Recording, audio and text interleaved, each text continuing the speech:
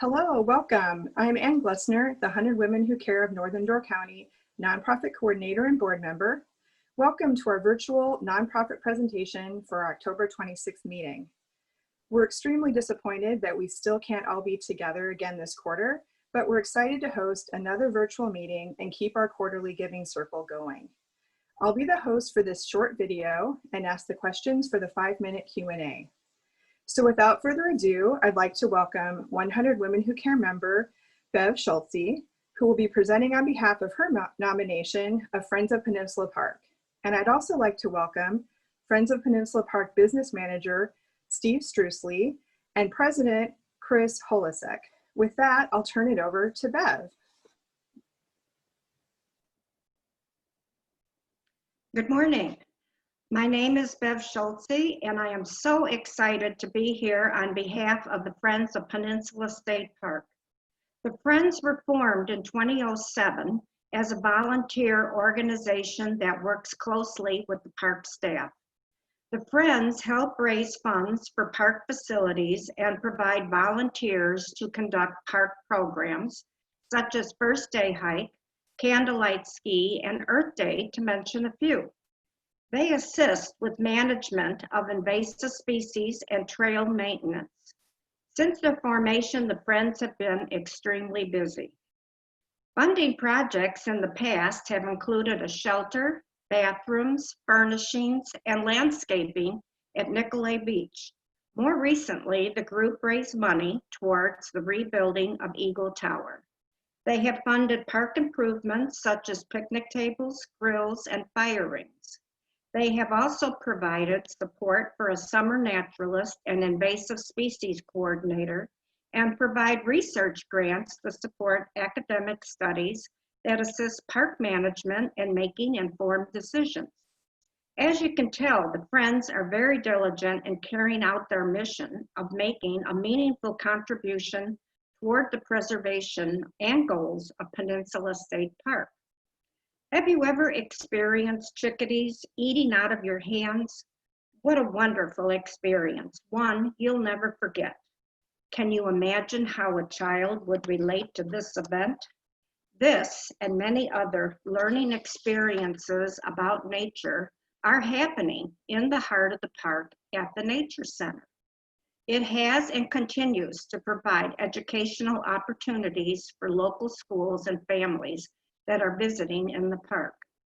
Recent renovations have taken place with the intent to increase access to educational, historical, and outdoor recreation programs for local school children. This will help future generations to not only learn about nature and the environment, but to also care and preserve it. The Friends are now embarking on a new project, the construction of a small amphitheater next to the Nature Center, along with an expansion of walkways to increase accessibility for all ages and abilities. The goal for this project is $100,000. The Friends have already received a few gifts toward the second phase of work at the Nature Center and hope to be able to proceed with this project. If they are the recipients of the main award, it will give them a good jump start to their campaign and to raise funds. The program that will be offered involves hands-on experiences for children and families, including a replication of fur trading, the history of Camp Managa, bird and animal presentations, listening and sharing stories around a campfire, viewing the stars, and many more. The amphitheater will provide ample, comfortable space for many future presentations and campfire experiences. I have personally heard many people talk about the memories they have made at the Nature Center and the lasting bonds that continue through family generations. One of the Friends' main goal is education and providing experiences for future generations so they can continue to foster these experiences. The new amphitheater and walkways will help us meet these goals. My introduction to Door County was at this park, camping many years ago. I have also met many other Door County people who started the same way, and we are all either summer or year-round residents. We all feel so fortunate to be able to enjoy one of the most beautiful parks with an abundance of hiking and biking trails, a nice swimming beach, and groomed cross-country ski trails in the winter. It is also a great place for family picnics and gatherings of people for all kinds of events. A few years ago, we gathered with a group of friends for a picnic and relived many stories of park experiences that began before 1939. Wonderful memories have been made here, and many more people will be able to continue creating their memories. Thank you for giving me time to present the past and future plans for our great park. The Friends of Peninsula Park and myself appreciate being considered for a donation from the 100+ Women Who Care, Northern Door County. Thank you so very much. Thank you, Bev. That was great. So we'll give a minute to Chris and Steve to unmute, and then we'll go ahead and start the Q&A section. I think we'll go ahead and start with a follow-up question on the amphitheater. Maybe give us a little bit of context on what the timeline of this new project is. So we're just beginning the fundraising for that project, as Bev mentioned in her presentation. And I think our hope is that sometime in the next year, we could start work on the actual construction of the amphitheater. We've also just begun more detailed plans for the amphitheater using a retired architect who's recently started volunteering with us. So he's assisting us in surveying the site, marking out the location of the amphitheater as well as walkways.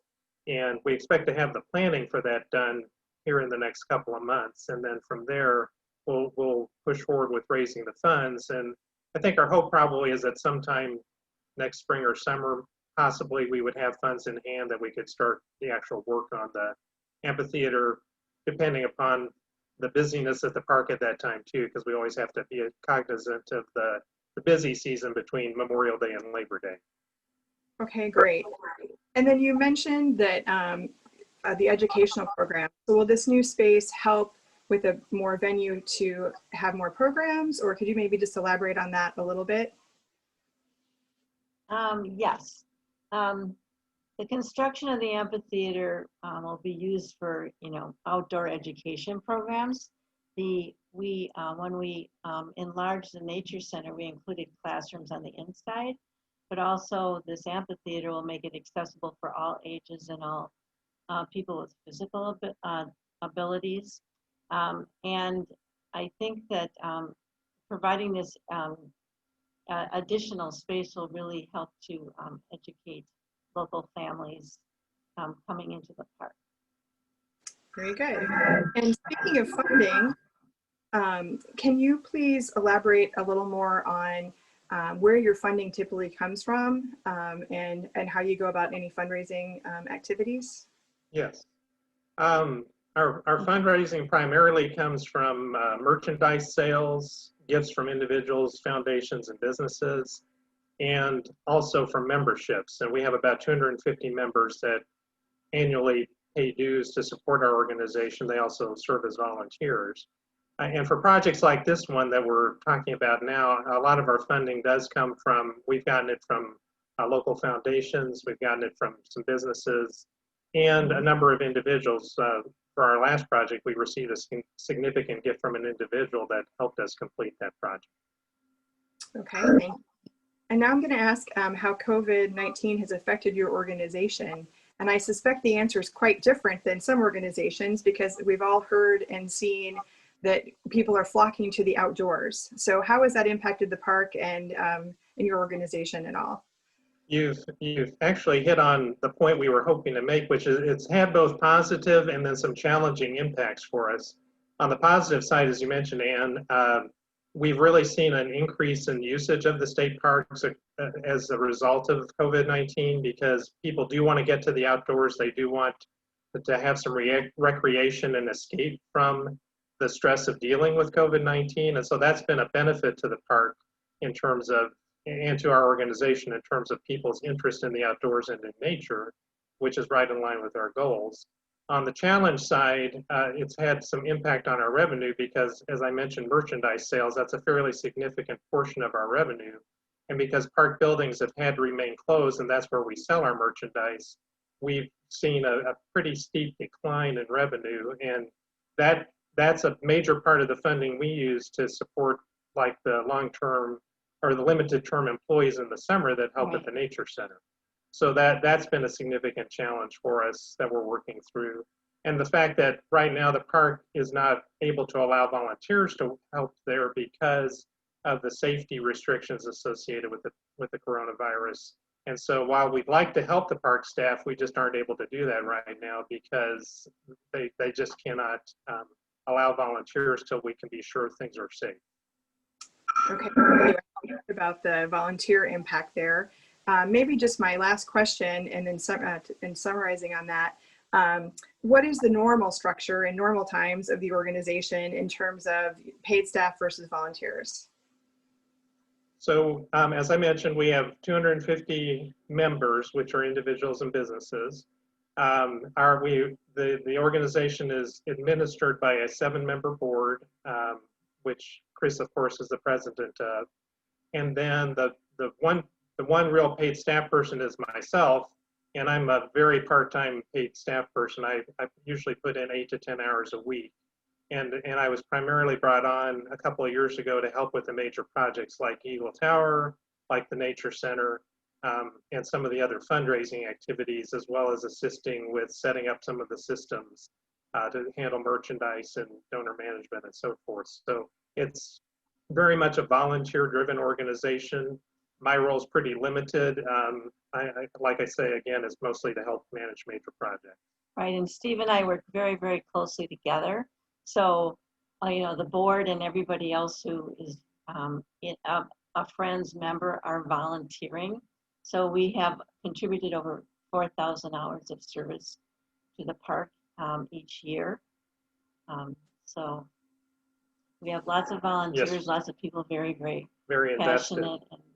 And really, and I just want to re-emphasize the fact that our mission statement really emphasizes education and educating youth and hoping that they will continue preserving nature and enjoying it. Okay. With that, our 5 minutes is up. Quickly, time always goes. Want to again thank Bev, Chris, and Steve for your time and support for our 100 Women Who Care Giving Circle.